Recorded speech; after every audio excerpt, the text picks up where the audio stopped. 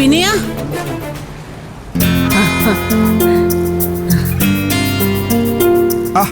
സുശീലാന്റി എന്നാ ഇവിടെ? ഞാനൊരാളെ കാണാൻ വേണ്ടി വന്നതാ. വിനയനെ കണ്ടപ്പോ വിശേഷങ്ങളൊക്കെ അറിയാന്നോർത്ത് വിളിച്ചതാ.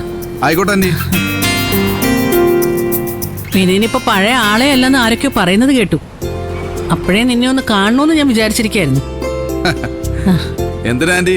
എനിക്ക് വല്ല അവാർഡും തരാനാണോ? അതൊന്നും അല്ല വിനയ. വിനയൻ ഇന്ന് നല്ല ചെറുപ്പക്കാരനായിരുന്നെന്ന് എനിക്കറിയാം. പിന്നെ ചീരുവിന് വേണ്ടി അനന്തം മാഷ് നിശ്ചയിച്ച കല്യാണത്തിന്ന് അവസാന നിമിഷം ചെറുക്കം മാറിപ്പോയപ്പോ അതേ മുഹൂർത്തത്തിൽ അവളെ കല്യാണം കഴിക്കാൻ തയ്യാറായവനല്ലേ നീ? ആ, അതൊക്കെ ഒരു കാലം. അന്ന് ചീരുവിനെ എനിക്ക് കിട്ടിയത് എൻ്റെ ഭാഗ്യമായിട്ടാണ് ഞാൻ. പിന്നെ ജീവിതത്തിൽ ചില താളപ്പിഴകളൊക്കെ ഉണ്ടായി. എല്ലാം എൻ്റെ തെറ്റ് തന്നെ. അയ്യോ, അത് നിന്റെ നല്ല മനസ്സുകൊണ്ട് നിനക്ക് തോന്നുന്നല്ലേ വിനയ? കുഴപ്പം മുഴുവൻ ആ അനന്തം മാഷിന്റെ മക്കൾക്കാ. അല്ലെങ്കിൽ പിന്നെ ചീരു അനുപമയും ദയെ ഒരുമിച്ച് വീട്ടിൽ വന്ന് നിൽക്കോ? വിനയന്റെ സ്വഭാവമാണോ ശബരിക്ക്? ശബരിയുടെ സ്വഭാവമാണോ ഇന്ദ്രന്? നിങ്ങൾ 3 പേരും 3 സ്വഭാവക്കാരല്ലേ? അപ്പോ ഭർത്താക്കന്മാർക്ക് വഴങ്ങി ജീവിക്കാൻ പറ്റാത്തത് മാഷിന്റെ മക്കൾക്കാ. അമ്മയില്ലാതെ വളർന്നതിന്റെ കുഴപ്പം അവറ്റകൾക്കെല്ലാം, വേറൊന്നുമല്ല. അച്ഛന്മാര് വളർത്തിയ പെൺമക്കള് എപ്പോഴും അഹങ്കാരികളായിരിക്കും. ആ, ഇപ്പൊ അതൊക്കെ പറഞ്ഞിട്ട് എന്താ എൻ്റെ കാര്യം? രഘുവേട്ടനെ അനന്തം മാഷല്ലേ വളർത്തിയത്. അതുകൊണ്ടാവും പുള്ളിക്കാരനും അമ്പിളി ചേച്ചിയും വലിയ കുഴപ്പമൊന്നുമില്ലാതെ പോകുന്നത്. ആര് പറഞ്ഞ് അവര് തമ്മിൽ പ്രശ്നമില്ലാന്ന്? അമ്മാവനോടുള്ള കടപ്പാട് കൊണ്ട് രഘു അമ്പിളിയെ സഹിക്കുന്നതല്ലേ വിനയ?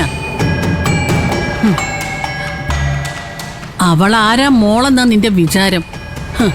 അഹങ്കാരത്തില് എല്ലാ അനിയത്തിമാരുടെയും വലിയച്ചി അവള്. അവൻ വെറും അടിമയാന്നേ. അല്ല, നീ പറഞ്ഞ പോലെ നമ്മൾ ഇവരെയൊക്കെ പറഞ്ഞ സമയം കളയുന്ന എന്തിനാ? അതല്ല, നീ എന്തും ജോലിക്ക് ശ്രമിക്കുന്ന കാര്യം ഭാനുമ പറയുന്ന കേട്ടു. ശരിയായോ? ഇല്ല ആന്റി, അതിന്റെ ചില ഓട്ടങ്ങളില്ല. നല്ലൊരു ജോലിയായിരുന്നു, കിട്ടിയാൽ രക്ഷപ്പെടും.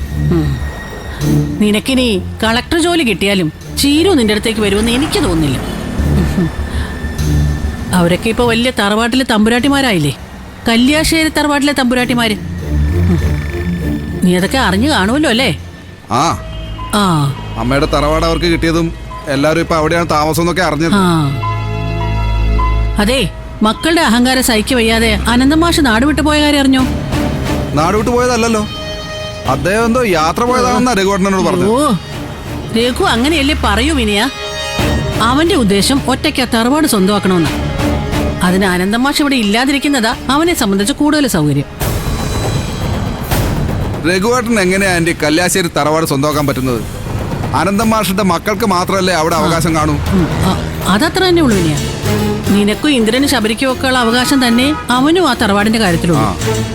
അതായത് ഭാര്യമാരുടെ സ്വത്തൊന്നുള്ള അവകാശം. പക്ഷേ ഇപ്പൊ ആ സ്വത്ത് മുഴുവൻ കൈകാര്യം ചെയ്യുന്നത് അവൻ ഒറ്റയ്ക്കല്ലേ?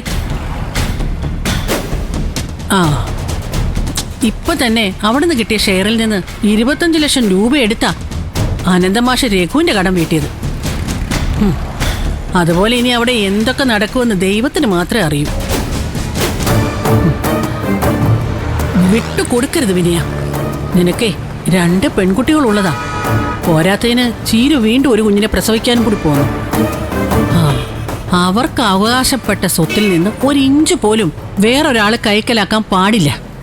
എടാ, അത് തടയാനുള്ള അവകാശം നിനക്കൊണ്ട് വിനയ. അതൊക്കെ ശരിയാ ആന്റി. പക്ഷേ രഘുവേട്ടൻ സ്വത്ത് കൈക്കലാക്കാൻ അന്യായമായി എന്തെങ്കിലും ചെയ്യുമെന്ന് എനിക്ക് തോന്നുന്നില്ല. പുള്ളിക്കാരൻ ഇതുവരെ ആ കുടുംബത്തെ ചേർത്ത് പിടിച്ച് സംരക്ഷിക്കാനേ നോക്കിയിട്ടുള്ളൂ. പിന്നെ ഒരു ജോലിയും കൂലി ഇല്ലാത്തവനല്ലേ ചേർത്ത് പിടിച്ച് സംരക്ഷിക്കാൻ നോക്കുന്നത്?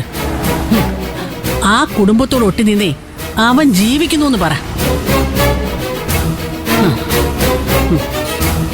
അല്ല, ഞാൻ നിനക്കൊരു സൂചന തന്നേ ഉള്ളൂ വിനയ. ഇപ്പൊ സൂക്ഷിച്ച പലതും കൈവിട്ട് പോവാതെ നോക്കാം. നീയും ചീരും ഡിവോഴ്സ് ഒന്നും ആയില്ലല്ലോ. അപ്പൊ ഭാര്യയുടെ സ്വത്തിന്റെ കണക്ക് ചോദിക്കാനുള്ള അവകാശം നിനക്കുണ്ട്. ഏയ്, ചീരുവിന്റെ സമ്മതമില്ലാതെ എനിക്കതിൽ ഇടപെടാനൊന്നും പറ്റില്ല. അവളാണെങ്കിൽ എന്നെ അങ്ങോട്ട് അടുപ്പിക്കുക പോലും ഇല്ല. ഇന്ദ്രന്റെ ശബരിക്കൊക്കെ എപ്പോ വേണമെങ്കിലും അങ്ങോട്ട് പോകാനും അവരുടെ കാര്യങ്ങളിൽ ഇടപെടാനും പറ്റും. ആന്റി ഇതൊന്നും അവരോട് പറഞ്ഞില്ലേ? ആ, അവന്മാര് രണ്ടുപേരും പെങ്കോന്തന്മാരാണെന്നേ. ഭാര്യമാരുടെ താളത്തിനൊത്ത് തുള്ളുന്നവന്മാര്. അപ്പൊ പിന്നെ രഘുവിനെ പിണക്കാൻ അവന്മാർക്ക് എങ്ങനെ ധൈര്യം കാണും? രഘുവേട്ടനെ പിണക്കാൻ എനിക്കും ധൈര്യമില്ല.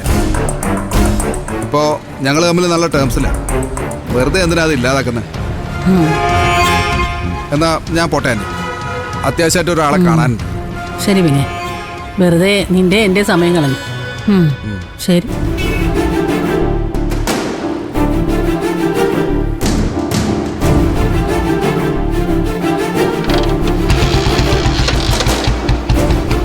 ശരി.